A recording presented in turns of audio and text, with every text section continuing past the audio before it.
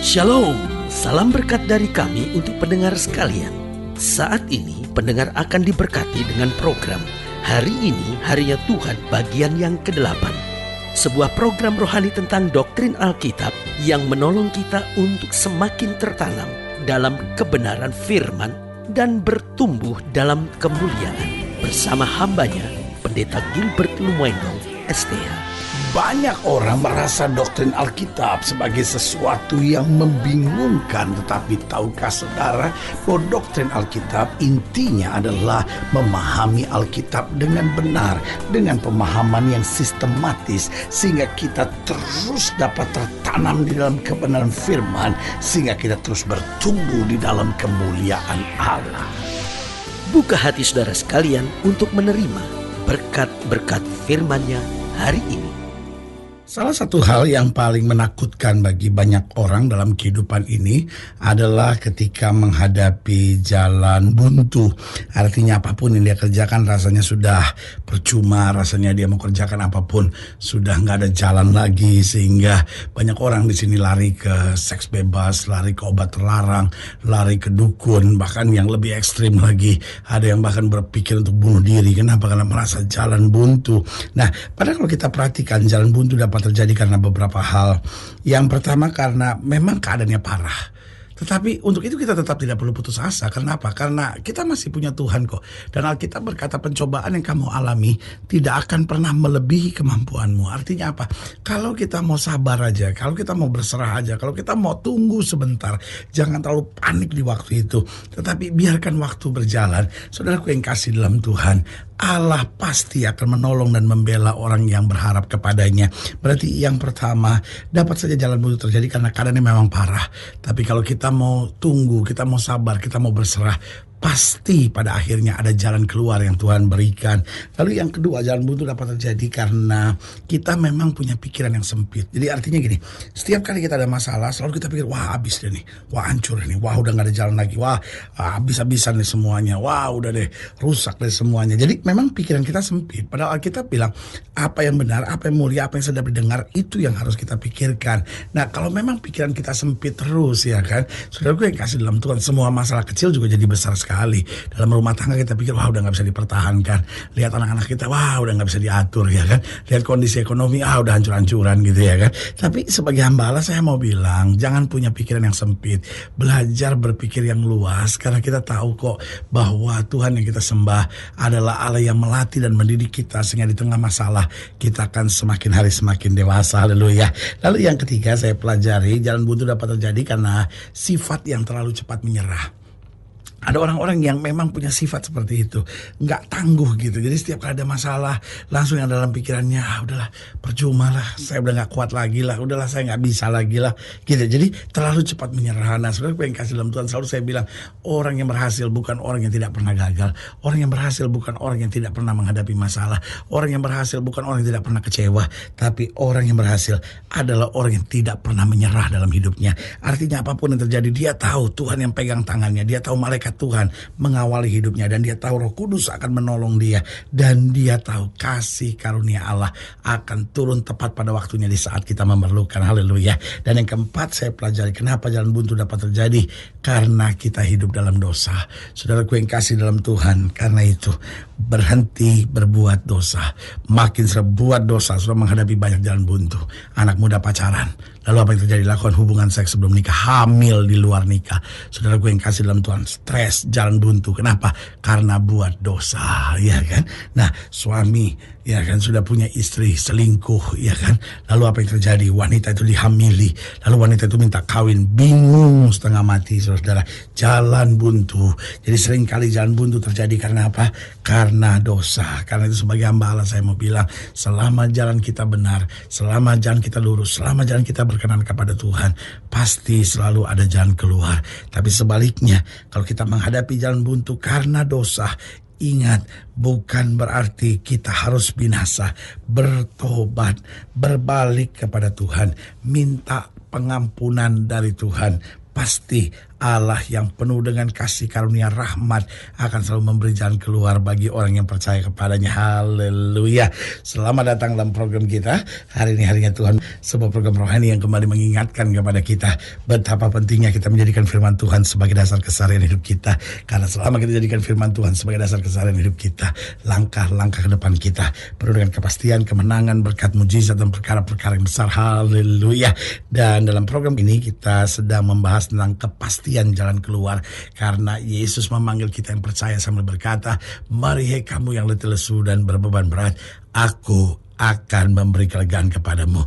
Berarti kalau kita mau datang kepada Yesus, datang berseru kepada Tuhan, selalu ada kepastian jalan keluar bagi setiap mereka yang percaya. Haleluya. Nah, saudaraku yang kasih dalam Tuhan, dalam pembahasan tentang kepastian jalan keluar, kita mau sama-sama belajar dari Hakim-Hakim pasal 13. Hakim-Hakim pasal 13 ayat yang pertama sampai ayatnya yang ke-7. Hakim-Hakim 13 ayat pertama sampai ayat yang ke-7. Demikian firman Tuhan di bawah judul perikop lahirnya Simson. Hakim-Hakim 13 ayat 1 sampai 7. Demikianlah firman Tuhan. Orang Israel melakukan pula apa yang jahat di mata Tuhan. Sebab itu Tuhan menyerahkan mereka ke dalam tangan orang Filistin 40 tahun lamanya. Dan 40 tahun saudara bangsa Israel dijajah oleh Filistin. Ini ayat yang kedua. Pada waktu itu ada seorang dari Zora, dari keturunan orang Dan, namanya Manoah, istrinya mandul dan tidak beranak. Ayat 3. Dan malaikat Tuhan menampakkan diri kepada perempuan itu dan berfirman kepadanya demikian, "Memang engkau mandul tidak beranak, tapi engkau akan mengandung dan melahirkan seorang anak laki-laki." Wah, kalimat ini luar biasa. Malaikat Tuhan jelas bilang, "Memang kamu mandul, tidak beranak." Saudaraku yang kasih dalam Tuhan, sampai hari ini, kalau orang sudah dinyatakan mandul, nggak mungkin bisa punya anak, saudara-saudara. Susah sekali, saudara-saudara. Ada banyak orang belum punya anak bukan karena mandul. Tapi kalau sudah divonis mandul, itu memang sulit sekali untuk mendapat anak. Tapi ayat ini berkata, "Memang kau mandul, tetapi kau akan mengandung dan melahirkan seorang anak laki-laki." Artinya buat orang yang percaya memang situasinya berat, tetapi kita ada jalan keluar. Memang kondisinya parah, tetapi Yesus sumber segala mujizat. Saya senang kata ini, memang dan tetapi. Ya kan, ayat yang keempat. Oleh sebab itu peliharalah dirimu, jangan minum anggur atau minuman yang memabukkan, dan jangan makan sesuatu yang haram. Sebab engkau akan mengandung dan melahirkan seorang anak laki-laki. Kepalanya tak akan kena pisau cukur, sebab sejak dari kandungan ibunya, anak itu akan menjadi seorang nazir Allah. Dan dengan dia akan mulai penyelamatan orang Israel dari tangan orang Filistin. Kemudian perempuan itu datang kepada suaminya dan berkata, "Telah datang kepadaku seorang abdi Allah yang rupanya sebagai rupa malaikat Allah. Amat menakutkan. Tidak kutanyakan dari mana datangnya dan tidak juga diberitahukan namanya kepadaku. Tapi ia berkata kepadaku, engkau akan mengandung dan melahirkan seorang anak laki-laki. Oleh sebab itu janganlah minum anggur atau minuman yang memabukkan, dan janganlah makan sesuatu yang haram. Sebab sejak dari kandungan ibunya sampai pada hari matinya, anak itu akan menjadi seorang nazir Allah." Saudaraku yang kekasih dalam Tuhan, Tuhan kita itu dahsyat. Ada kata memang, tetapi juga ada kata tetapi. Memang banyak rumah tangga hari-hari ini goyang. Memang banyak anak-anak muda hari-hari ini rusak. Memang situasi ekonomi hari-hari ini sulit. Tetapi buat orang benar selalu ada kepastian jalan keluar. Haleluya. Nah, saudaraku yang kasih dalam Tuhan, Tuhan kita pasti dalam memberi jalan keluar. Lalu pertanyaannya, bagaimana kita bisa tahu pasti? Mungkin sebagian sudah berkata, "Pendeta, ya dalam dunia ini gak ada yang pasti, pendeta loh." Tapi sebagai hamba Allah, saya berani katakan bahwa Tuhan kita pasti dalam memberi jalan keluar. Kenapa? Karena Dia adalah Allah yang tidak pernah gagal. Iya kan? Dia Allah yang tidak pernah gagal. Makanya Daud berkata, "Dulu aku muda, sekarang aku menjadi tua, tidak pernah aku lihat anak cucu orang benar meminta-minta roti." Allah tidak pernah gagal. Ketika Tuhan berkata kepada Musa dan berkata, "Aku mau engkau membawa keluar bangsa Israel," apa yang terjadi? Saudaraku yang kasih dalam Tuhan, Firaun coba menghambatnya, Firaun coba melarangnya, Firaun coba mengeraskan hati, tetapi Allah tidak pernah gagal. 1 tulah Firaun mengeraskan hati, 2 tulah, 3 tulah, 4 tulah, 5, terus sampai tulah yang ke-10, sampai Allah buktikan apapun yang Tuhan rencanakan pasti terjadi. Apapun yang Tuhan tidak kehendaki tidak mungkin bisa terjadi. Dia Allah yang tidak pernah gagal. Dan yang kedua, kita pasti akan melihat jalan keluar. Karena Tuhan kita pasti dalam memberi jalan keluar. Mengapa? Karena Dia adalah Allah yang mengasihi kita. Dia sangat mengasihi kita. Paulus sampai bilang begini, darahnya saja dia tumpahkan, tubuhnya saja dia biarkan terpecah, masakan tangannya tidak akan terulur untuk menolong kita. Berarti saudaraku yang kekasih dalam Tuhan, dia pasti memberi jalan keluar. Kenapa? Dia Allah yang sangat mengasihi kita. Masakan orang mengasihi dan membiarkan kita jatuh tergeletak? Makanya Alkitab bilang apa? Allah kita tidak akan pernah mempermalukan anak-anaknya. Ya kan? Yang ketiga saya pelajari, kenapa dia pasti memberi jalan keluar? Karena dia Allah yang senantiasa tahu waktu yang tepat. Saudaraku yang kasih dalam Tuhan, yang kita anggap nggak ada jalan, yang kita anggap jalan buntu, yang kita anggap susah, seringkali kan persoalan sederhana, kita cuman nggak sabar, saudara-saudara, kita cuman nggak siap nunggu waktu yang tepat dari Tuhan. Buat kita waktu yang tepat itu sekarang, ya kan? Sekarang juga Tuhan tolong saya. Tapi sebagai hamba Allah saya mau ingatkan, dia pasti memberi jalan keluar, karena dia Allah yang tahu waktu yang tepat buat anak-anaknya. Kalau saja kita mau berserah, mau tunggu, mau sabar, pasti tepat pada waktunya kita melihat jalan keluar yang Tuhan berikan. Dan yang keempat, yang terakhir, Tuhan kita pasti dalam memberi jalan keluar, karena dia Allah yang jalannya berbeda dengan jalan kita. Ketika yang kita lihat berbeda dengan yang kita harapkan, itu bukan berarti Tuhan meninggalkan kita, itu bukan berarti Tuhan tidak menepati janjinya. Alkitab sudah bilang, jalanmu bukanlah jalanku, rancanganmu bukanlah rancanganku.